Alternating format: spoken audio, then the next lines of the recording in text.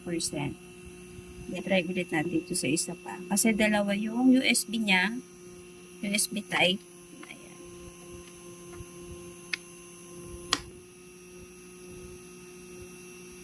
Ayan, 3 ulit. Ayan, nagbabawas pa siya 2. Tapos yung dito, sa mini portable fan.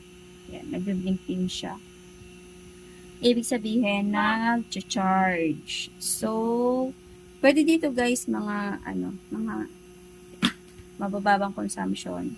Electric fan pwede. Laptop yata. Alam ko pwede rin. Hindi ko pa natatry. Wala akong laptop eh. Electric fan lang. Ito guys. So, tinry ko tong fan na to. Ayan. Mamaya papakita ko. Tinry ko yan. So, dito naman sa AC output. Ayan, sa AC. Ito yung AC. Ito yung switch niya. Ayan, may arrow naman. So, pindutin lang natin siya ng isang beses. Medyo long press pala dapat to, sabi ni boss niya. Ayan, may lumabas na AC, 60 Hz. So, siguro mas maganda kung itong electric fan. Itong bunutin na natin to guys. Bunutin na natin. Ayan. Pero pwede naman yung gamitin. Huwag na pala natin bunutin para makita nyo pareho silang gumagana. Ayan, ito. Saka ni... Ouch! Ni fan. Nakalis mo yung paa mo dyan. Alis mo. Alis mo. Ayan. Sasaksak natin. Ayun, yun. Ayan, hindi pa gano'n nakasaksak guys. Pero ito na siya. Nakikita niyo. Ayan. Nakikita niyo ba? Ayan. Mahangin siya. Ayan, umahangin siya. Umahangin.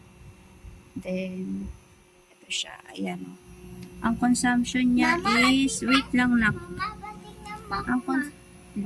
Ang consumption niya ay 32.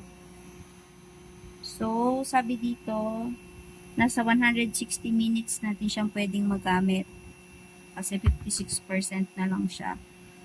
Actually, guys, yung charger niya, hindi ko pa natatry. Pero tinry naman namin sa LF Gadgets. Sa LF Gadgets ko ito binili.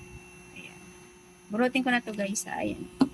Malakas din siya kasi kaya niya pagsabayin lahat. Ayan. Ayan. Bunutin ko na siya guys. Patayin ko muna. Ayan. Ayan. No? Ayun na. Nakita niya, nilong press ko to. Nawala yung AC dito taas. Bunutin na natin. Ito gumagana pa rin yung portable fan. Kaya niya pa rin